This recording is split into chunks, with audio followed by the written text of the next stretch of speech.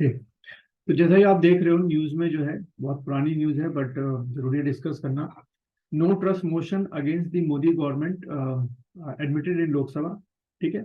और ये क्यों किया गया है? क्योंकि जो आपकी अपोजिशन लीडर है या कोई भी जो लीडर है, मैंने बताया था कि जो नो कॉन्फिडेंस मोशन होता है, अगर आपके पास मिनिमम कितने लोगों का सपोर्ट हो, आपका 50 लोगों का सपोर्ट हो। एक मिनट, ये स्क्रीन दिखाई दे रहा है जो मैं लिख रहा हूँ? अरुण, नोट्स लिख के आ गया स्क्रीन पे? ये ये सर। है ना? ठीक। तो ये जो न्यूज़ है यहाँ से भी अच्छा। ठीक। अगर स्क्रीन में नहीं आ रहा तो मुझे बता देना, क्योंकि मैं पहली बार ऐसा कर रहा हूँ कि न्यूज़पेपर के साथ साथ ये बार बार स्क्रीन भी चेंज कर रहा हूँ। अगर नहीं दिखाई दे तो मुझे बता देना। तो ये जो नो कॉन्फिडेंस मोशन होता है, मैंने बताया था कि ये जो है नो कॉन्फिडेंस मोशन, ध्यान रखना कभी एग्जाम में आ जाए, is it given in our constitution? तो जो नो कॉन्फिडेंस मोशन का जो कॉन्सेप्ट है वो हमारे कॉन्स्टिट्यूशन में किसी भी आर्टिकल में नहीं दे रखा है। ठीक है, पहली चीज तो ये ध्यान में रखनी है। तो ये जो आपका न्यूज़पेपर में लिखा है कि no trust motion against the Modi government admitted in Lok Sabha, speaker को एडमिट करना पड़ गया, ये हमारे कॉन्स्टिट्यूशन में कहीं नहीं लिखा हुआ है। ये कहाँ लिखा हुआ है? अगर मैं बात करूं कि जो आपके लोकसभा की जो रूल बुक है, ठीक है, लोकसभा की जो रूल बुक है उसमें लिखा हुआ है। अब उसमें कहाँ लिखा हुआ है अभी आगे पढ़ेंगे, लेकिन समझते हैं कि पहली चीज की जो नो कॉन्फिडेंस मोशन होता है वो हमेशा ध्यान रखना सिर्फ और सिर्फ कहाँ शुरू होता है? लोकसभा में शुरू होता है। ठीक है। और कहाँ लिखा हुआ है? मैंने बता दिया कि रूल बुक में लिखा हुआ है, कॉन्स्टिट्यूशन में नहीं लिखा हुआ है। तीसरा, नो कॉन्फिडेंस मोशन शुरू करने के लिए मिनिमम लोकसभा में आपको 50 का सपोर्ट चाहिए। ठीक है, you need what? 50 member support of the Lok Sabha, जो कि बड़ा आसान है, आराम से अपोजिशन कभी भी चाहे तो वो 50 जो मेंबर्स हैं उनको एक ऐसे क्या करे, एक ऐसे लेटर तैयार करे, उसमें क्या ऊपर हेडिंग डालेगा? नो कॉन्फिडेंस मोशन, और मिनिमम 50 लोग क्या कर देंगे? उसको साइन कर देंगे। और जब वो किसको देंगे? स्पीकर को देंगे। जैसे कि यहाँ पे आप देख रहे हैं कि जो हमारे स्पीकर साहब हैं ओम बिरला साहब, उनको दिया गया और उन्होंने इसको एक्सेप्ट कर लिया कि ठीक है अब मैं एक डेट डिसाइड करूंगा, उस दिन जो है वोटिंग होगी। क्लियर है यहाँ तक? ठीक है शर्वी, अरुण?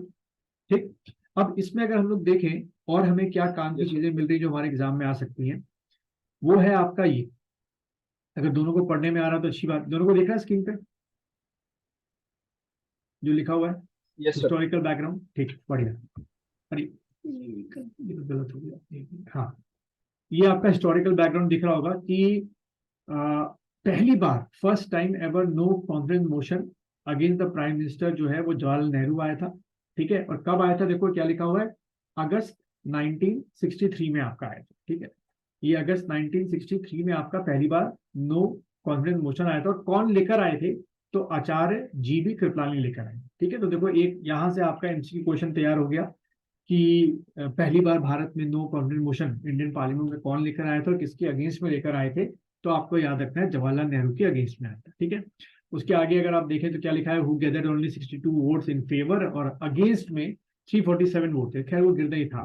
ठीक। फिर अगर आप देखें कि दूसरी हेडिंग क्या रखी हुई है? Importance of the no confidence motion, यानी मैं शॉर्ट में बोलूंगा NCM, importance of the NCM, कि इसका इंपॉर्टेंस क्या है।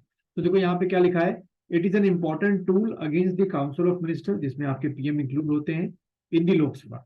ठीक है, और फिर क्या लिखा हुआ है? If 51% of the member of the house vote in favour of NCM, तो क्या हो जाएगा भाई? आपकी सरकारी गिर जाएगी, जो कि पॉसिबल नहीं है। क्यों पॉसिबल नहीं है उसको यहां से समझ लेते हैं। दोनों को दिख गया ना? नोट्स वाली स्क्रीन आ गई ना भाई आपके? ये क्या है? बीच में स्पीकर बैठता है। और अगर मैं अभी की लोकसभा की वो बात करूं, क्या कहते हैं, स्ट्रक्चर की बात करूं, तो बीजेपी प्लस उसका जो अलायंस है उसके पास लगभग लगभग 315 के ऊपर सीटें, 315 के ऊपर सीटें। ठीक है, और हमको पता है कि जो टोटल नंबर ऑफ सीटें हैं वो हमारी कितनी है? 543।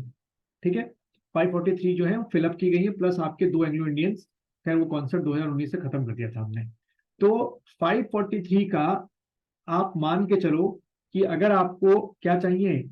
एनसीएम को पास करना है, नो कॉन्फिडेंस मोशन को अगर आपको पास करना है, तो आपको इसका 50% करना पड़ेगा। यानी कि कितना?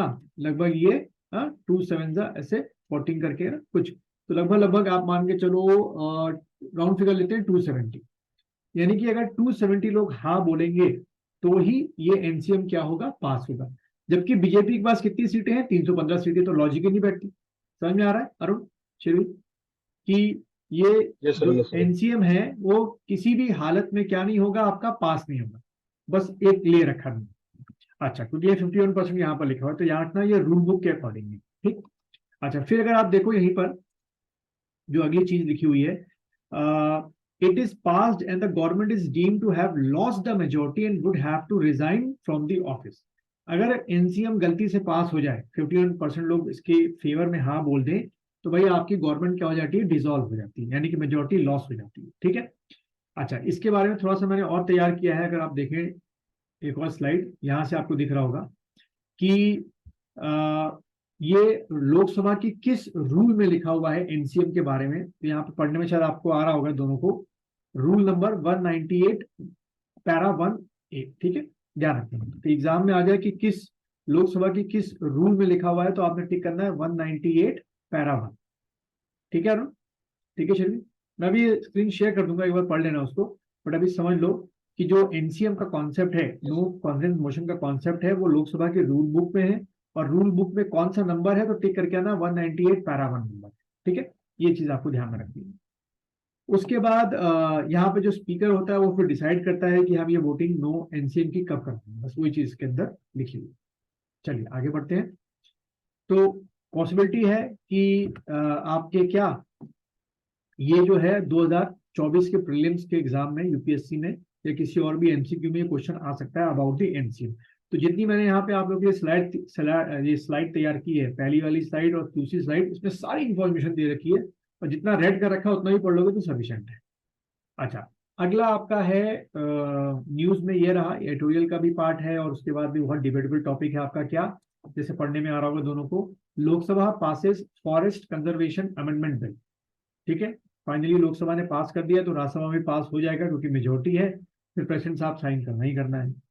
तो अगर आप इसको देखो तो इसमें मेन चीजें क्या हो रही हैं, जो इसका जिस्ट निकाल रखा है कि इसमें अगर आप देखें तो किसमें वो अमेंडमेंट कर रहे हैं। अगर आप देखें तो फॉरेस्ट कंजर्वेशन एक्ट 1980 में क्या कर रहे हैं, अमेंडमेंट कर रहे हैं, ठीक है, जो कि हो ही रहा है अमेंडमेंट।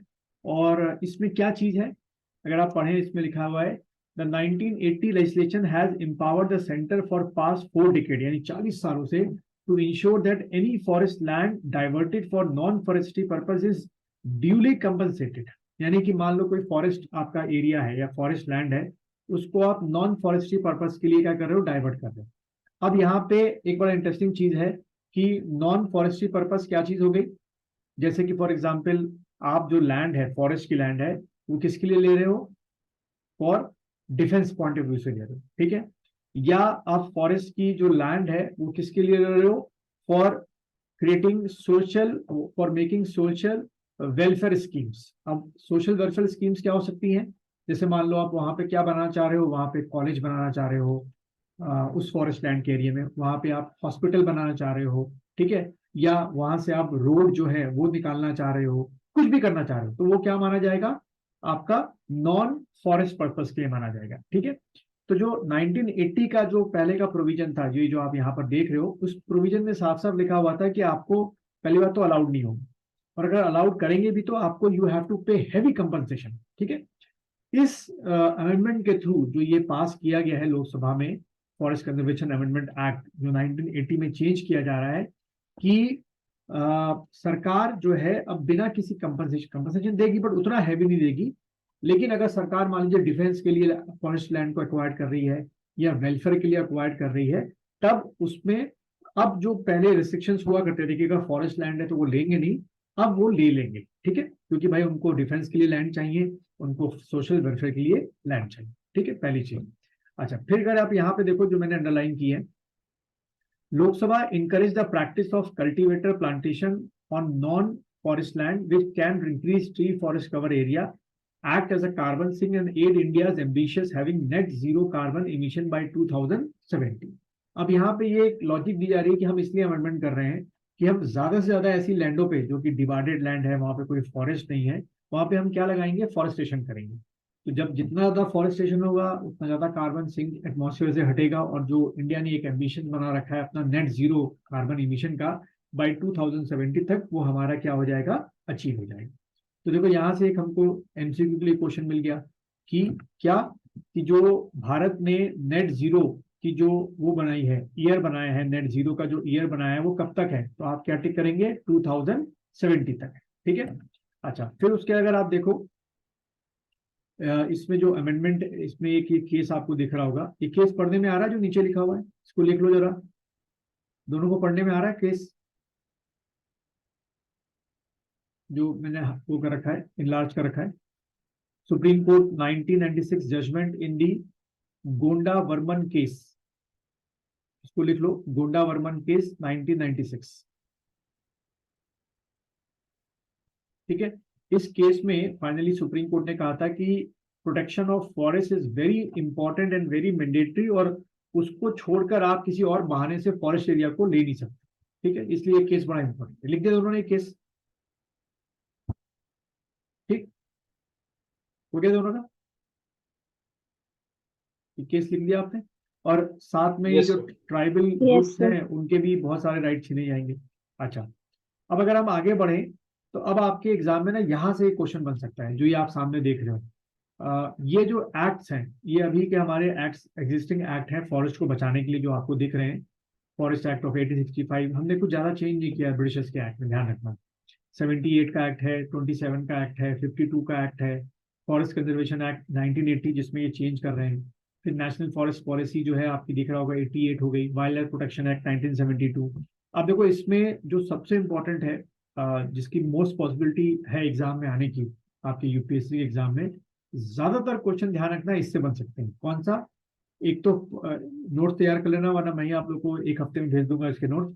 फॉरेस्ट कंजर्वेशन एक्ट 1980, इसके मेन प्रोविजंस, और दूसरा आपको दिख रहा है वाइल्ड लाइफ प्रोटेक्शन एक्ट 1972। ठीक है, इसके प्रोविजंस आपसे पूछे आ सकते हैं। और सबसे नीचे पढ़ने में क्या आ रहा है आप लोग को, आईसीएफआर पढ़ने में आ रहा है, Indian state of forest report. इसको रिपोर्ट के बारे में पता है ना दोनों को, कि आईसीएफआर कितने सालों के गैप में रिपोर्ट पब्लिश करती है,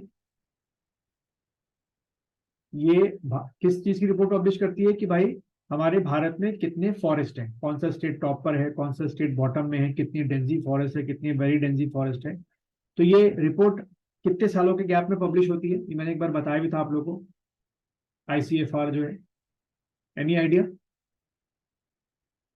किसी को आइडिया है? No, sir. ये 2019 में रिपोर्ट आई थी, और उसके बाद अभी 2021 में रिपोर्ट आई थी, यानी कि after every a gap of 2 year जो आपकी आईसीएफआर की रिपोर्ट होती है वो पब्लिश होती है। अब जो अगली रिपोर्ट आएगी अब वो 2023 के आखिरी में आपकी आएगी। ठीक है, यानी कि ये रिपोर्ट क्यों इंपॉर्टेंट होगी, आप में से जो भी 2024 के एग्जाम में बैठने जा रहे हैं, वहां से आपको ये रिपोर्ट दोबारा पढ़ना जरूरी है। तो मेरे ख्याल से ये रिपोर्ट जो है दिसंबर या जनवरी में पब्लिश हो जाएगी। ठीक है, और आपको पता ही है कि आप लोग का एग्जाम मई के महीने में होता है, तो मार्च तक जो है हम लोग कहते हैं कि 31 मार्च तक का जितना करंट अफेयर्स है वो सब हमको प्रिपेयर करके जाना होता है, तो उससे पहले ये रिपोर्ट पब्लिश हो चुकी है। ठीक है, तो इसलिए आपकी जो है ये रिपोर्ट थोड़ी सी इंपॉर्टेंट है। ठीक है, चलिए आगे बढ़ते हैं। नेक्स्ट आपका है, ये जो आर्टिकल है ये थोड़ा सा लेंदी आर्टिकल है, बट इसमें मेन चीज मैं जस्ट बताता हूँ क्या चीज है। इसमें मेन तौर पे इंडिया के जो राइस एक्सपोर्ट है उसको लेके बात की गई। ठीक है, कि India rice export ban impacts Asian and African Nations most. ठीक है, असल में हुआ ये है कि जैसे आप देख लो कि लगातार हमारा जो इन्फ्लेशन है वो, specially in the case of the what vegetables, जैसे आज भी अगर आप देखो मार्केट जाओ तो टमाटर जो है वो आज भी 200 रुपए किलो से ऊपर ही बिक रहे हैं। कहाँ एक टाइम पे टमाटर जो है वो 20-30 रुपीज पर केजी मिला करते थे, 50 रुपीज पर केजी मिला करते थे। नौबत यहाँ तक आती थी कि वो टमाटर को लोग फेंक दिया करते थे, जो वेंडर्स होते हैं, कि बिकते नहीं थे, है ना। आज ये 200 रुपए के ऊपर पहुंच गया। इसके कई रीजंस है, हम डिस्कस कर चुके हैं पहले, कि मानसून की वजह से भी होता है, सप्लाई चेन आपका होता है, बहुत सारे रीजन है। तो सरकार को ये लग रहा है कि आने वाले टाइम पर कहीं हमारे यहाँ राइस की कमी ना हो जाए, चावल की कमी ना हो जाए, क्योंकि हमारे यहाँ भी काफी पॉपुलेशन राइस खाती है, अलग अलग फॉर्म में खाती है, वो अलग बात है। इसलिए अभी इंडिया की गवर्नमेंट ने डिसाइड किया है कि जो हम राइस बाहर भेजा करते थे, एशिया के जो अलग वेस्टर्न एशिया है या साउथ ईस्ट एशिया है या अफ्रीका के काफी देशों में भेजा करते थे, वो हम नहीं भेजेंगे। वजह यह है कि हमको अपने जो एसेट्स हैं, ये जो अपना जो गोदाम है, जो स्टोर है, वो भर के रखना है। और दूसरा, आज भी अखबारों में आप देख रहे होंगे, अखबारों में आ रखा था क्या, कि जो आपका कौन सा वार्म करंट है जो पैसिफिक ओशन में है, क्या बताया था उसका नाम मैंने, warm current which is present in the Pacific ocean, Peru से लगभग 150 किलोमीटर की दूरी पर बताया था मैंने, 150 या 180 किलोमीटर की दूरी पे, क्या नाम था उसका, अगर वो एक्टिवेट, मैंने बताया था कि अगर वो एक्टिवेट होगा तो मानसून पे उसका असर पड़ेगा, याद है किसी को, वार्म करंट पैसिफिक ओशन में। तो वो नाम याद नहीं, तो ला लीना इफेक्ट। हाँ, एल नीनो, ठीक है, एल नीलो। तो ये तो आपका क्या होता है, वार्म करंट होता है। जो मैं लिख रहा हूँ दोनों को दिख रहा है ना, प्लीज मुझे बता देना। Yes sir. पिक्चर भी आपको दिख रहा है ना जो मैं लिख रहा हूँ, स्क्रीन पर चेंज हो रही है तो, ठीक है। तो यस सर। ये आपका क्या है, एल नीनो है। और इसी के उल्टा जो आपका क्या होता है, कोल्ड करंट होता है, ठीक है। कोल्ड करंट उसको क्या बोलते हैं, ला नीना बोलते हैं, मैंने बताया था, ला नीना, ठीक है। ध्यान रखना, दोनों जो है आपके एक स्पेनिश वर्ड्स हैं, ये दोनों स्पेनिश वर्ड है, एल नीनो और ला नीना, ठीक है। तो मैंने आप लोगों को बताया था अभी जून के महीने में बताया था मैंने आप लोगों को कि पहले ही जो आपका वर्ल्ड मेट्रोलॉजिकल डिपार्टमेंट है वो कह चुका था कि एल नीनो जो है वो एक्टिवेट होगा इस साल, यानी कि 2023 में क्या होगा, आपका एल नीनो एक्टिवेट होगा और उसका असर जो है मानसून पे पड़ेगा। अब हमको लगा कि ठीक पढ़ना चाहिए, लेकिन जो पिछले दिनों से हम बारिश देख रहे हैं और जो पूरे नॉर्थ इंडिया में जो आपका बाढ़ या फ्लड आ रहा है, तो हमको लगा एल नीनो एक्टिवेट नहीं होगा। एल नीनो पहले ही कह चुके थे ये लोग, वर्ल्ड मेट्रोलॉजिकल डिपार्टमेंट, की एल नीनो मई के महीने में एक्टिवेट नहीं होगा, जून के महीने में एक्टिवेट नहीं होगा, जुलाई के महीने में एक्टिवेट होगा लास्ट में। और इसका जो असर होगा वो अगस्त सितंबर में आपको देखने को मिलेगा। क्योंकि ध्यान रखना, हमारे यहाँ जो मानसून होता है वो क्या होता है, जून से लेकर जून, जुलाई, अगस्त और सितंबर, ये 4 महीने का हमारा मानसून होता है, ठीक है। अभी हमारा पूरा अगस्त और सितंबर बाकी है, आज से शुरू हो गया आपका अगस्त, कल से। तो वर्ल्ड मेट्रोलॉजिकल डिपार्टमेंट और आईएमडी, इंडियन मेट्रोलॉजिकल डिपार्टमेंट, पहले ही कह चुके हैं कि अल नीनो की वजह से अगस्त और सितंबर में बारिश क्या होगी, कम होगी, जो कि अब आपको देखने को मिलेगा। क्योंकि कल ही न्यूज में आया था कि एल नीनो अब एक्टिवेट हो चुका है तो बारिश कम हो जाएगी। अब मैंने आपको पहले बताया था कि हमारे यहाँ दो तरह की क्रॉप होती है, कौन कौन सी, एक मैंने आपको बताई थी रावी क्रॉप, याद है, और दूसरी क्या बताई थी मैंने आपको, खारिफ। हाँ, खरीफ क्रॉप बताई थी, ठीक है। अब देखो, आपका असाइनमेंट मैंने आपको बताया था, उस प्लीज को याद कर लेना कि रावी क्रॉप के एग्जाम्पल क्या क्या है और खरीफ क्रॉप के जो एग्जाम्पल है वो क्या क्या है, एग्जाम में पूछे आपने। अभी जो है खरीफ क्रॉप जो होती है वो आपके इस मानसून में लगाई जाती है, और रावी क्रॉप जो है वो नवंबर दिसंबर में, जैसे कि मेन तौर पे हम लोग क्या देते हैं, वीट होता है। तो अगर अगस्त सितंबर में बारिश कम होने वाली है, जो कि प्रोडिक्शन कल से आ गई है, तो यकीन कीजिए कि जो अब तक बुआई लोग कर चुके होंगे फार्मर्स, क्योंकि कई लोग फार्मर जो है हमारे भारत में वो अलग अलग मंथ में करते हैं, कोई जुलाई में करता है, कोई अगस्त में करता है। बट अगर पहले से सरकार ने लोगों को अवेयर कर दिया होगा कि नहीं भाई अपनी बुआई कर लो, तो लोग अब तक बुआई कर चुके होंगे। और जिन्होंने नहीं की होगी, जैसे हमारे यहाँ राइस की फार्मिंग कहाँ कहाँ होती है, एनी आइडिया, राइस जो है हमारे यहाँ मेन तौर पे किस किस स्टेटों में उगाया जाता है, अगर पूछा जाए तो, जैसे कि, सर हाँ, वेस्ट बंगाल हो गया आपका, है ना, और आपका बिहार हो गया, उड़ीसा हो गया, छत्तीसगढ़ हो गया, झारखंड हो गया। आपके महाराष्ट्र में तो इतना नहीं है क्योंकि वहाँ ब्लैक सॉइल ज्यादा है, तो वहां पर होता है, लेकिन ये जो है मेन आपकी बेल्ट्स हैं। और फिर आपका क्या हो गया, नॉर्थ ईस्ट हो गया, ठीक है। तो अगर ये लोग सोइंग कर चुके हैं राइस की तो प्रॉब्लम नहीं होनी चाहिए, अगर नहीं की है तो हो सकती है। तो इसीलिए देखो सरकार क्या कर रही है, पहले से अपने आप को तैयार कर रही है कि अगर ऐसा हुआ कि स्कैसिटी हुई तो हम राइस का क्या कर सके, इतना अपने एफसीआई में, मैंने बताया था ना कि हमारे यहाँ कौन वो रखता है गोदामों में, मैंने बताया था एफसीआई रखता है, ठीक है। तो एफसीआई उसको क्या कर सके, फूड कॉर्पोरेशन, सॉरी एफएसआई लिख दिया मैं तो, FCI food corporation of India जो है वो क्या कर सके, ये प्रोवाइड करा सके मार्केट, ठीक है। चलिए आगे बढ़ते हैं हम लोग। नेक्स्ट आपका न्यूज में था, जैसे कि आप देख रहे हो, G20 39 MNC come together for circular economy coalition. आपको याद है मैंने सर्कुलर इकोनॉमी के बारे में बताया था आप लोग को, एक दो पहले के लेक्चर में था हमारा, स्लाइड भी दी थी मैंने आप लोग को, सर्कुलर इकोनॉमी, याद आ रहा है दोनों को, सर्कुलर सर्कुलर इकोनॉमी क्या थी, और इसमें एक और वर्ड आपको याद आ रहा होगा, ईपीआर, ये भी याद है, एक्सटेंडेड प्रोड्यूसर रिस्पॉन्सिबिलिटी। याद आया कुछ किसी को? ईपीआर किसी को याद आया?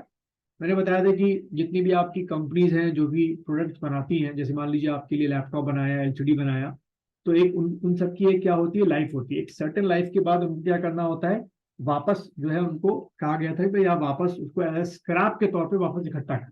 ठीक है, वो लगातार बढ़ता जाएगा। तो यहाँ पर वही न्यूज में रहा है, जो G20 आपको पता है कि जैसे इंडिया को क्या मिली है 2023 में, यहाँ की चेयरमैनशिप मिली है, तो काफी हमारे यहाँ अलग अलग जगहों पे क्या हो रहे हैं, G20 के सेमिनार्स हो रहे हैं। तो ये जो है चेन्नई में सेमिनार हुआ था, और उसी में ये हुआ है कि G20 के जितने मेंबर्स हैं वो सर्कुलर इकोनॉमी को और ईपीआर को, यानी कि एक्सटेंडेड प्रोड्यूसर रिस्पॉन्सिबिलिटी जो है उसको बढ़ाना चाहिए, और जितना हो सके प्लास्टिक वेस्ट मैनेजमेंट जो है उसको प्रमोट करना चाहिए। तो यहाँ से 3 कीवर्ड याद रखना, एग्जाम में बहुत आने की पॉसिबिलिटी है। सर्कुलर इकोनॉमी हो गया, दूसरा आपका ईपीआर हो गया, एक्सटेंडेड प्रोड्यूसर रिस्पॉन्सिबिलिटी लिख सकते हो तो लिख लो साथ में, और तीसरा आपका प्लास्टिक वेस्ट मैनेजमेंट।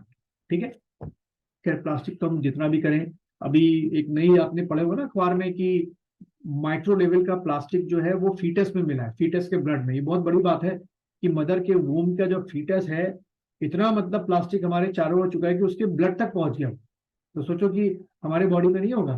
ठीक है, आप यकीन मानना हम लोग की बॉडी में भी माइक्रो लेवल का प्लास्टिक होगा, क्योंकि जैसे आप कॉलेज में हैं या बाहर हैं, तो आप वो उसमें चाय पीते हो ना पेपर कप में, तो पेपर कप में प्लास्टिक होता है। सर हाँ। थोड़ा सा कोटिंग होता है। हाँ, बिना अगर नहीं होगा कोटिंग तो चाय निकल नहीं जाएगी बहकर, तो कागज गल नहीं जाएगा, है ना? ठीक है श्रीवी, तो कहने को वो यस सर। पेपर कप होता है, बट उसमें एक थिन लेयर होती है प्लास्टिक की अंदर की तरफ, और जितनी बार हम उसमें चाय पीते हैं या कोई गर्म चीज पीते हैं, वो माइक्रो प्लास्टिक उसमें घुलती है और घुल के आपके पेट में जाती है। तो अगर आपको कोई हॉट ड्रिंक पीना है बाहर, घर में तो अब हमारा कप होता है, तो प्लीज या तो आप ग्लास में पीजिए या कप में पीजिए, या जो भी मतलब सॉलिड चीज होती है, कप हो गया, सिरेमिक के कप हो गया या ग्लास हो गया, कभी प्लास्टिक कप में मत लेना। और वो जो चाउमीन और ये सब फास्ट फूड देते हैं ना प्लास्टिक की उसमें थाली में, वो या उसमें देते हैं पेपर प्लेट में, लिटरली उसमें भी प्लास्टिक होता है। ठीक है, चलिए आगे बढ़ते हैं हम लोग। अच्छा, ये सारी चीजें मैंने इसमें रखी हुई हैं, ये जो सर्कुलर इकोनॉमी, इसको प्लीज एक बार पढ़ लेना। पढ़ लोगे एक बार? मैं अभी डिस्कस नहीं कर रहा हूँ, फिर टाइम लगता है बहुत। इसको मैंने छाट छाट के बनाया आप लोग के लिए, बिल्कुल। ये 6R देख रहे हो, मोदी साहब ने ये कॉन्सेप्ट दिया था 6R का, रिड्यूस, रीयूज, रिसाइकिल, रीवर्समेंट, रिकवरी, रिपेयरिंग ऑफ मटेरियल। ठीक है, आजकल ये बहुत चल रहा है। फिर देखो, battery waste management rule 2023, plastic waste management amendment rule 2022, e waste management rule 2022। ये अरुण देखना सारे एग्जाम में अगले साल आएंगे आपके, ये सारे वर्ड की वर्ड छाट रखे मैंने, तो इसको प्लीज एक बार पढ़ लेना। ठीक है शिरवी, टाइम मिलते है इसको आप, अभी तो खैर इतना नहीं है, यस लेकिन सर। अरुण खासतौर पे आपको पढ़ना है इसको, नेक्स्ट ईयर में जब एग्जाम में फिर यहीं से अटकेगा सारा का सारा। अच्छा, नेक्स्ट आपका है आपका ये 16 फाइनेंस कमीशन जो है वो बना है आपका, जैसे आपको दिख रहा होगा। ठीक है, फाइनेंस कमीशन किस आर्टिकल में आता है, कौन बताएगा? अब तो कॉन्स्टिट्यूशन याद हो गया होगा, कितने दिन हो गए खत्म हुए। Finance commission comes under which article, पहले तो ये बताओ, और फाइनेंस कमीशन कौन स्टैब्लिश करता है आफ्टर 5 ईयर, और उससे पहले भी हो सकता है। 3 चीजें बताओ मुझे, किस आर्टिकल में आता है, कौन स्टैब्लिश करता है, और उसका टेन्योर क्या होता है फाइनेंस कमीशन का, कौन बताएगा? सर फाइनेंस मिनिस्टर कमीशन करता है, और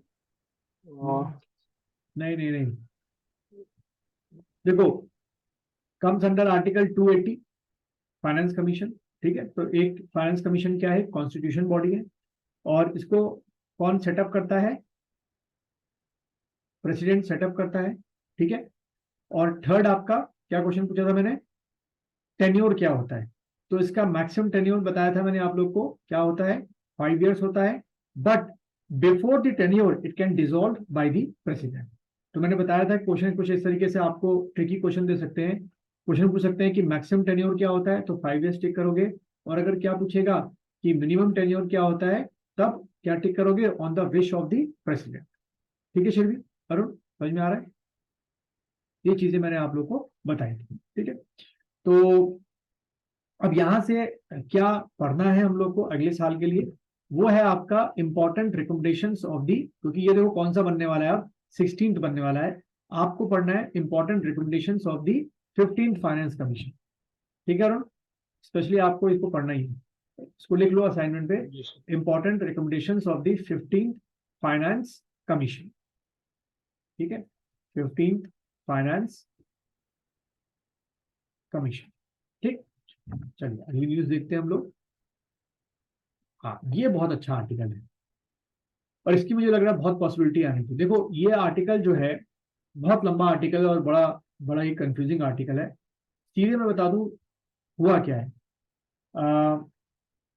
यहाँ पे आप लोग को एक डेट दिख रही होगी, हाँ, ये हमारी ये डेट पढ़ने में आ रही है, क्या डेट लिखी हुई है?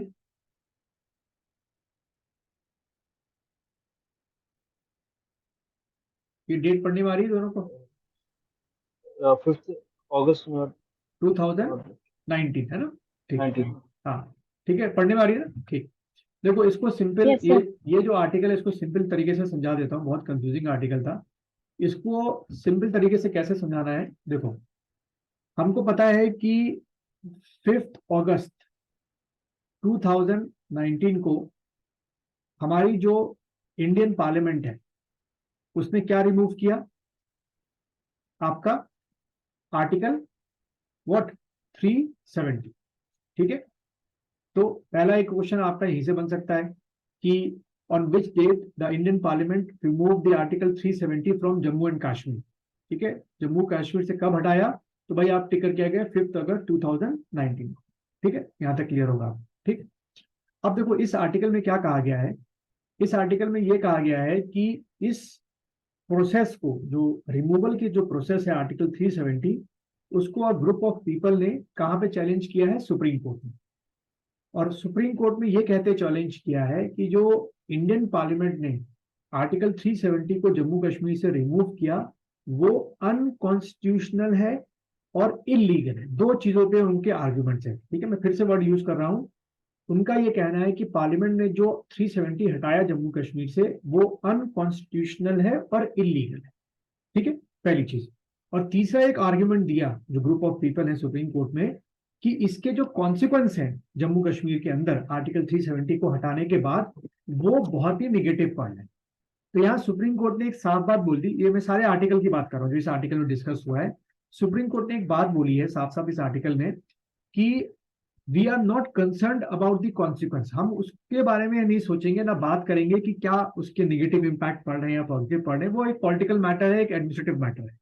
हम इस बात पे आर्गुमेंट करने को तैयार हैं कि जो ये आर्टिकल 370 हटाया गया बाय द पार्लियामेंट और बाय द प्राइम मिनिस्टर और बाय द प्रेसिडेंट, क्या वो लीगल है या नहीं। इतना समझ में आ रहा है मेरी बात को?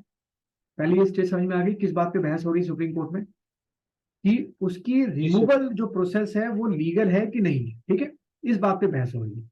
तो ये जो हियरिंग है ये कल आज से शुरू हुई है, 2 अगस्त, आज ही 2 अगस्त है ना हमारा, तो आज से सुप्रीम कोर्ट में इसकी हियरिंग शुरू हुई है, ठीक है। अब कल अखबार में इसके बारे में आएगा।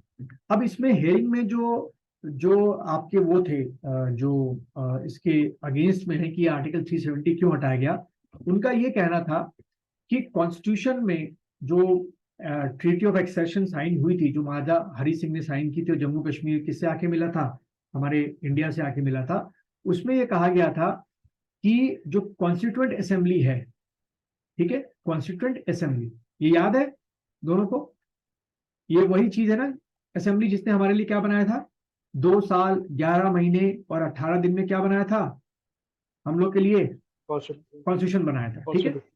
तो प्लस मैं जिसमें दे रहा हूं, प्लस जो जम्मू कश्मीर की स्टेट असेंबली है, जब तक ये दोनों नहीं बोलेंगे, एग्री नहीं करेंगे, तब तक आर्टिकल 370 हट नहीं सकता। यहां तक समझ में आ गया स्टेज?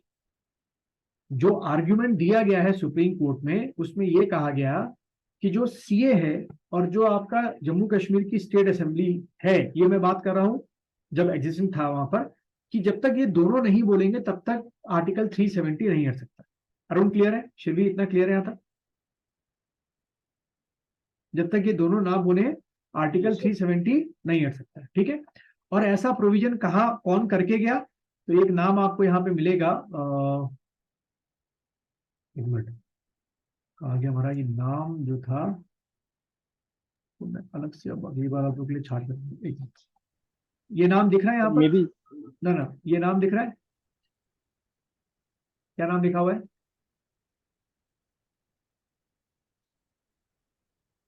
पढ़ने में आ रहा है? गोपाल हाँ, स्वामी गोपाल अयंगर। स्वामी अयंगर, ठीक है। ये 370 के कहते हैं चीफ वो थे ड्राफ्ट करने वाले, उन्होंने ये प्रोविजन एक तरीके से कर रखा था, ठीक है। तो अब यहाँ पे सरकार हमारी पिछले कई सालों से फंस रखी थी, और फिर उसके बाद जम्मू कश्मीर ने जो है वो 1957 के करीब जो है अपना खुद का क्या अडॉप्ट कर लिया था, कॉन्स्टिट्यूशन अडॉप्ट कर लिया था, ठीक है। तो अभी जो ये अब आते हैं वापस उस तारीख पर, कौन सी तारीख पर, 5 अगस्त 2019 को। तो यहां पर क्या हुआ, सरकार ने जो अपना आर्ग्यूमेंट दिया सुप्रीम कोर्ट में, वो ये कहा कि 5 अगस्त को जो वहां की स्टेट असेंबली थी वो डिसॉल्व थी, ठीक है। वहां की स्टेट असेंबली क्या थी, डिसॉल्व थी, और वहां पे कोई चीफ मिनिस्टर और ये सब चीजें नहीं थी, पहली चीज। और उन्होंने दूसरा आर्ग्यूमेंट दिया कि हमारे यहाँ कॉन्स्टिट्यूशन में एक आर्टिकल है, ये आर्टिकल आपको दिखाता हूँ, एक मिनट, कहाँ गया हमारा, हाँ, ये आर्टिकल पढ़ने में आ रहा है 367, ठीक है। ये जो आर्टिकल 367 है, it is related to the amendment. तो देखो बड़ा चालाकी से हमारी जो पार्लियामेंट है, और जरूरी था चालाकी दिखाना, हमारी पार्लियामेंट ने क्या किया, आर्टिकल 367 का वो लेके सहारा लेकर पार्लियामेंट में बड़ी जल्दी से एक बिल पास करवा दिया, ये कहते हुए कि जो जम्मू कश्मीर की स्टेट असेंबली है उसी को क्या समझा जाए, कॉन्स्टिट्यूंट असेंबली समझा जाए। भाई आपको पता है ना कॉन्स्टिट्यूंट असेंबली कब डिसॉल्व हो गई थी, अपना काम करके 1950 से पहले डिसॉल्व कर दी गई थी। तो आर्टिकल 367 का सहारा लेकर पार्लियामेंट ने यह कहा, हमारी जो कैबिनेट है उन्होंने बिल पास करवाया कि स्टेट असेंबली को ही अब क्या समझा जाए, सीए समझा जाए, पहली स्टेज, ठीक है। और जब कॉन्स्टिट्यूंट असेंबली एक्टिव ना हो तो जो वहां का गवर्नर होगा उसको ही सारी पावर मिल जाएगी, किसकी, सीए की मिल जाएगी, यानी कि कॉन्स्टिट्यूंट असेंबली की, सॉरी स्टेट असेंबली की मिल जाएगी, ठीक है। उसको सारी पावर किसकी मिल जाएगी, स्टेट असेंबली की मिल जाएगी। अब देखो कैसे वो खेल खेल रहे थे, पार्लियामेंट ने क्या किया, मैं फिर से एक बार रिपीट करता हूँ सिंपल वर्ड में। पार्लियामेंट ने यह बोला कि अंडर द आर्टिकल 367 हमने ये प्रोविजन कर दिया है चेंज, कि जो सीए था जो कि अब एग्जिस्ट नहीं करता है, उसकी सारी पावर जम्मू कश्मीर की स्टेट असेंबली को मिल जाए। और जब स्टेट असेंबली जम्मू कश्मीर की एक्टिव ना हो, जो कि नहीं थी 5 अगस्त को 2019 को, तो उसकी सारी पावर जो है वो किसको मिल जाए, गवर्नर को मिल जाए, यानी कि वहां के लेफ्टिनेंट गवर्नर को मिल जाए, ठीक है। इतना समझ में आ गया अरुण, इन्होंने कैसे पावर को शिफ्ट किया है, सीए को क्या बना दिया, जी सर। ऐसे बना दिया स्टेट असेंबली। और ये कहा कि जब स्टेट असेंबली एक्टिव नहीं होगी तो गवर्नर क्या करेगा, स्टेट असेंबली की तरह काम करेगा, बस। इतना करते ही इन्होंने ये बोला कि प्रेसिडेंट ने किससे कंसल्ट करी, गवर्नर से कंसल्ट करी। गवर्नर से कंसल्ट करने का मतलब था कि स्टेट असेंबली और सीए से कंसल्ट कर लिया, क्योंकि अब गवर्नर ही क्या था, स्टेट असेंबली थी। और गवर्नर ने बोला कि हाँ भैया आप यहाँ से आर्टिकल 370 क्या कर सकते हैं, रिमूव कर सकते हैं, इसलिए हमने यहाँ से आर्टिकल 370 हटा दिया। क्लियर है यहाँ तक? अभी देखो पहली बार समझ में नहीं आएगा बहुत बहुत ये जरा वो था, इसको एक बार पढ़ना, जो मैंने ये रखा है ना आप लोग के लिए, मैं इसको अभी भेज दूंगा, इसको एक बार पढ़ना, आराम से पढ़ोगे तो थोड़ा समझ में आएगा, ठीक है अरुण, ठीक है श्री, कोशिश करना इसको यस पढ़ लेना, ठीक है। क्योंकि इसी का सहारा लेकर हमने बहुत सारे चेंजेस किए, किसमें, एक मिनट इसमें रखा नहीं मैंने शायद, चलो जो मैं कल ही बताऊंगा इसको, ठीक है। चलो आज तो इतना रखते हैं क्योंकि एक बार में बहुत समझ हो जाएगा, कल इसी को मैं एक बार कोशिश करूंगा फिर से समझाऊं। इसको मैं अभी भेज देता हूँ, इसको एक बार पढ़ना, और कुछ जो चीज समझ में नहीं आएगी कल मुझसे पूछना, ठीक है Arun, Shri, correct, Yes, sir. Yes ठीक, सर। चलो फिर कल मिलते हैं, ठीक है।